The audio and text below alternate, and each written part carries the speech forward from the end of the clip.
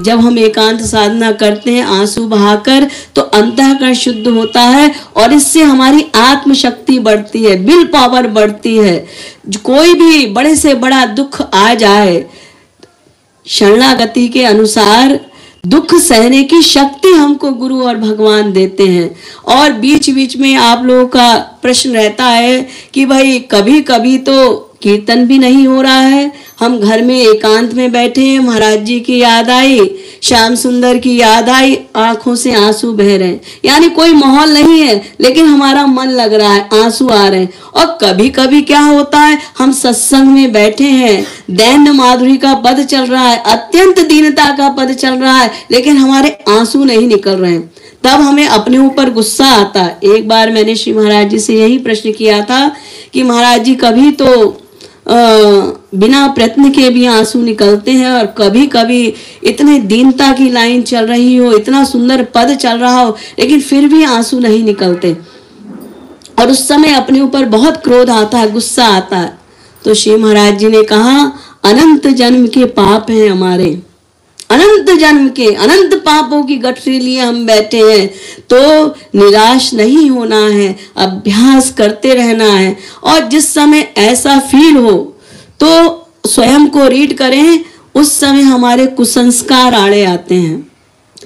तो कुसंस्कार जब आड़े आ जाते हैं तो माहौल होते हुए कीर्तन में भी हमारा मन नहीं लगता। तो हमको क्या करना है, जैसे हम रोड पर सड़क पर साइकिल चला रहे हैं नॉर्मल, लेकिन अब फ्लाईओवर आ गया तो हमें ऊपर चढ़ना है, तो उसमें ताकत लगानी पड़ती है, जोर लगाना पड़ता है चढ़ाई पे चढ़ने के लिए। और जब चढ़ाई समाप्त हो गई, नीचे उतरना है, तो फिर कोई मेहनत नहीं लगती। जिसने साइकिल चलाई होगी, पैडल पे पैर रखो, हैंडल पकड़ो, अपनी आसानी से नीचे उतर जाते हैं। ठीक इसी प्रकार जब हमारे संस्कार नॉर्मल हैं तो हम अपनी गति से चल रहे हैं, नॉर्मल गति से, लेकिन जब मन नहीं लग रहा है, हम रीड कर रहे हैं, तो मत समझ लीजिए वो चढ़ाई आ गई, फ्लाईओवर आ गया। अब हमको पहले से ज्यादा परिश्रम करना है, साधना में अधिक समय देना है, रूप ध्यान करना है। और कुसंस्कार हमेशा तो रहते नहीं, जब वो कुसंस्कार चले गए तो हमारी पहले जैसी अवस्था फिर से आ जाएगी और फिर हम नॉर्मल गति से चलने लगेंगे। तो ये जो एकांत की साधना है, ये अत्यंत ही आवश्यक है। आजकल लोग क्या समझते हैं, मोबाइल पर यूट्यूब वगैरह है, सोशल मीडिया है, व्हाट्सएप ग्रुप बने हुए हैं, जो वीडियो आई महाराज जी की हमने देख ली, प्रवचन सुन लिया, ये साधना नहीं है। हाँ ठीक है, उतने समय में कोई न्यूज टीवी देख के न्यूज देख रहा है, सीरियल देख रहा है और हम वीडियो देख रहे हैं, महाराज जी का प्रवचन सुन रहे हैं, लेकिन एकांत साधना नहीं करनी पड़ेगी, ये हमारी साधना है, ऐसा नहीं है। इस भ्रम में मत रहिएगा, साधना तो करनी ही पड़ेगी, आंसू बहाने ही पड़ेंगे। बिना आंसू बहाए अंतःकरण की शुद्धि नहीं होगी, हम ईश्वरीय पथ में आगे नहीं बढ़ेंगे। इसलिए कितने भी व्यस्त हों, महाराज जी ने कहा प्रतिज्ञा कर लो, जब तक मैं 1 घंटा साधना नहीं करूंगा, आंसू बहाकर खाना नहीं खाऊंगा। प्रतिज्ञा करनी पड़ेगी। सब लोग मैं देखती हूँ, गृहस्थियों के घर में जाती हूँ, बड़े बिजी हैं, वास्तव में आप बिजी हैं, ये मजाक नहीं है। जिसको देखो सवेरे से लेके कोई ऑफिस जा रहा है, कोई दुकान पे जा रहा है, कोई सब अपने काम में लगे, लेडीज घर में व्यस्त हैं। लेकिन बुद्धि से सोचिए, क्या जब हम ऊपर जाएंगे अपने गुरु को क्या जवाब देंगे, भगवान को क्या जवाब देंगे कि हम व्यस्त थे इसलिए हमने साधना नहीं की? ये उत्तर चलेगा नहीं। फिर ये होगा कि लापरवाही के कारण हमने इंपॉर्टेंस नहीं दी साधना को, आत्मा को खुराक नहीं दी, इसलिए सब काम छोड़कर ये गृहस्थी ऐसे ही चलती रहेगी, कभी कोई काम खत्म नहीं होगा।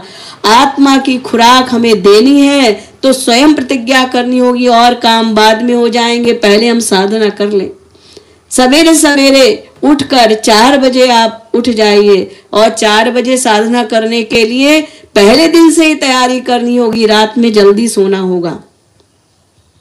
आप सोचें रात में 11 बजे 12 बजे सो रहे, गप्पे मार रहे, सीरियल देख रहे हैं, फिर सवेरे 4 बजे आंख नहीं खुलेगी, और खुल भी गई तो आप बैठ तो गए लेकिन नींद सताएगी। तो उसके लिए पहले दिन से हमें तैयारी करनी होगी कि जल्दी सो। जब रात के 10 बजे आप सो गए, 4 बजे तक 6 घंटा हो गया और 6 घंटे की नींद ले ली, पूरे दिन के लिए सफिशिएंट है। तब आपको 4 बजे फ्रेश लगेगा और 4 बजे उठ के जब साधना करेंगे तो आपका मन भी लगेगा। और सवेरे सवेरे आपने आध्यात्मिक परमार्थ कार्य कर लिया, 1 घंटा 2 घंटा साधना कर ली, तो अब आप निश्चिंत हो गए, आज का काम हमने कर लिया। और पूरे दिन आपका खिला रहेगा सरसों की तरह, बसंत की तरह, कि आज जब हम साधना करते हैं सवेरे सवेरे और 2 आंसू हम बहा देते हैं, भीतर से मन अपने आप प्रसन्न हो जाता है। कोई दुख है वो अपने आप शांत हो जाता, उसकी फीलिंग नहीं होती। इसलिए एकांत साधना अत्यंत आवश्यक है। जो परिश्रम हमारे गुरुदेव ने हम लोगों के लिए किया है सिखाने के लिए, तो हमको वो करके दिखाना है, जिससे जो नए लोग जुड़े, सत्संगी जुड़े, वो भी देखें कि भाई हमें साधना तो करनी पड़ेगी, ये भी करता है, ये भी करता है, ये भी करता है, और मैं नहीं करता, मुझे भी करना है। महाराज जी ने कर्मयोग सिखाया ना, तो कर्मयोग इसीलिए है, एक कर्म संन्यास की साधना होती है, एक कर्मयोग की साधना होती है। कर्म संन्यास की साधना में केवल साधना करना, कर्मों का त्याग करना, केवल साधना करना, मन से भगवान की भक्ति करना, एक कर्म संन्यास। और कर्म योग में मन से ईश्वर की भक्ति करना, इंद्रियों से संसार का कार्य करना, ये कर्मयोग। अब आप कहेंगे दोनों में मन से भक्ति बताई गई है, कर्मयोग में भी, कर्म संन्यास में भी, तो अंतर क्या है? देखिए, कर्म सन्यासी का नकलची विकर्मी बन जाएगा। आप मन से लेटे हैं, बैठे हैं, अपना मन श्याम सुंदर में लगा हुआ है, लेकिन किसी दूसरे ने देखा, पड़ोसी ने देखा, किसी रिश्तेदार ने देखा, अरे ना सवेरे उठते हैं, ना नहाते हैं, ना धोते हैं, ना आरती पूजा करते हैं, सब बेकार है, तो वो आपकी नकल करेगा तो वो विकर्मी बन जाएगा, अरे कुछ नहीं करना है। लेकिन जो कर्म योगी महाराज जी ने हम लोगों को बताया, ग्रस्त में रहते हुए भगवान की भक्ति करना मन से, उसमें क्या है? सवेरे सवेरे उठें, नहाए धोएं, अपना आरती प्रार्थना करें, फिर एकांत साधना करें। अब आप अपने घर में साधना कर रहे हैं, ज्योत जल रही है, धूप जल रही है, अगरबत्ती जल रही है, अड़ोसी पड़ोसियों को भी पता चलता है भाई ये साधना करते हैं, ये आरती करते हैं, धीरे धीरे उन पर कीर्तन करते हैं, धीरे धीरे उन पर भी प्रभाव पड़ना शुरू हो जाएगा। तो कर्मयोगी का जो नकलची है वो कर्मी तो बन जाएगा, फिर धीरे धीरे उसको पता चल जाएगा कि भाई केवल शरीर से ही नहीं करना है, मन भी भगवान में लगाना है। तो कर्मयोग को श्रेष्ठ बताया है। तो अधिकतर सत्संगी क्या होता है जी, हमारे महाराज जी तो मन की बात पर ध्यान देते हैं, जो आरती और कीर्तन एकांत साधना बताया उसको भी गोल कर देते हैं। तो ऐसा नहीं है, नियमावली हमें बनानी है, अपनी दिनचर्या बनानी है, और उसके लिए पहले दिन से ही तैयारी जब आप करेंगे, जल्दी सोएंगे, जल्दी उठेंगे और साधना करेंगे, तो धीरे धीरे आपका मन लगेगा और नियम बन जाएगा। और जब साधना में आंसू आने लगेंगे, माइलस्टोन, पहला माइलस्टोन है अश्रु, तो फिर आपको लोभ होगा, जैसे संसार में लोभ होता है ना, तो ऐसे ही जब तक मन नहीं लगता तब तक ऊब चढ़ती है, अरे मन तो लगता ही नहीं, क्या करें, परेशान हो जाते हैं।